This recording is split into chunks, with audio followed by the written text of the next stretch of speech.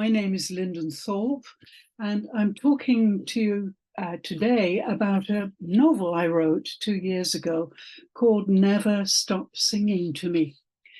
You can find it on Amazon. It's published as a Kindle, and the paperback will soon be available. Okay. The inspiration for this novel is quite interesting. It comes from a period in my life where I lived in the High Pyrenees, the mountains between France and Spain. Life there was very hard. I lived in a small village, 300 people. There was no water because of climate change. It was quite a difficult place to live, but it was so rich in medieval history. The Cathar and the troubadour lived in this area called Pays d'Oc. It was filled with magical, romantic, and spiritual energy, and this really inspired me.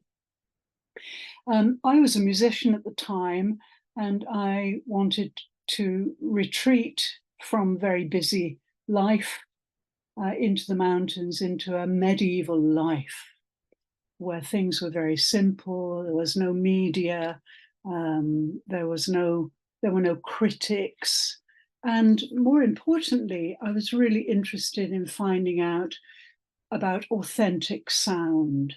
How did music sound 1,000 years ago? So it was a very exciting time. However, there was an accident, which you will experience in the story. And this accident brought us, my partner and myself, very close to death, without any medical aid nearby. So we had to manage. And in the middle of this crisis, something very mysterious happened in terms of connecting us to the troubadour and the Cathar.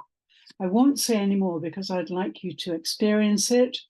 And those influences from that period in my life have really stayed with me for so long. There are two main things. The wonderful Cathar way of seeing life. It's not religious. Some people think they are religious. They're not spiritual. They are very spiritual. And they believe that we human beings are the way.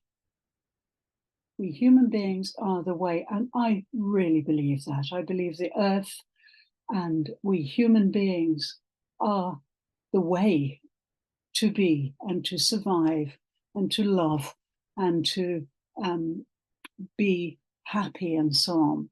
The second thing just stayed with me is the honor and beauty and compassion and the nobility of the troubadour who sang and wrote poetry about noble love. It is so pure. And that has stayed with me too. And you'll find elements of these things in the story itself. So please join me and take a peep into my internal world, which is always ideal. This is how I'd like life to be. And it is for me.